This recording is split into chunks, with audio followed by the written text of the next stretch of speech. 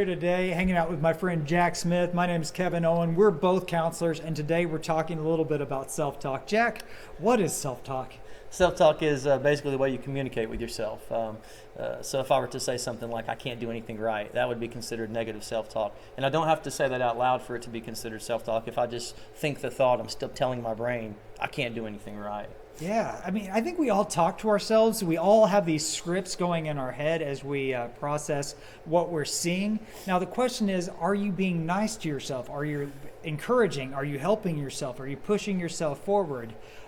That's a good question to ask, because eventually those things you keep repeating come to pass. I get about an hour a week with people, sometimes an hour every 2 weeks, to be a counselor, which means that they get the rest of those hours. They get the rest of that time to practice self-talk. Jack, what are some good examples of when and how to use self-talk? Well, for instance, if I were to say what I said earlier, which is a common thing people say, I can't do anything right, I usually take the rational approach and be logical about it. If it's 2 p.m. and I say I can't do anything right, well, I put on my clothes right, I got there, drove wherever I went to, in the right manner. My car's there, I'm here. So I could probably make a list of hundreds of things that I did right up to that point. So I would just take the rational approach and say, well, yeah, I can do things right. And then I would find something and focus on that and focus on the things that I do well. And if it's something specific, like if you spill your coffee and you just say, man, I can't ever do anything right, you can stop and use better language and say, man, I spilled my coffee this time, but next time I'm not going to. It's all about taking a positive approach.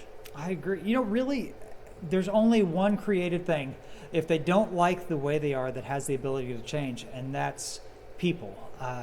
You get a chance through your thinking to find out what you believe about yourself, what you believe about God. Explore your self-talk, and if you discover that it's faulty, then change it. I'm going to grab this Bible here.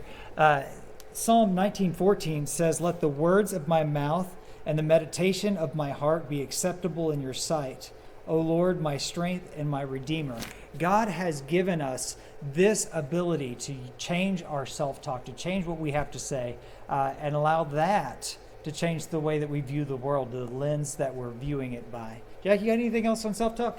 I would just make sure that we understand how important it is. And one thing is whenever you speak good things about yourself, that's how your brain's going to start being wired. And if you speak negative things, your brain's going to be wired that way. So when you're looking at the glass and you choose it half empty or half full, that's going to determine your attitude for the day. So it's very important. Yeah, cognitive behavioral therapy is one of those things where your thoughts are usually in the form of self-talk.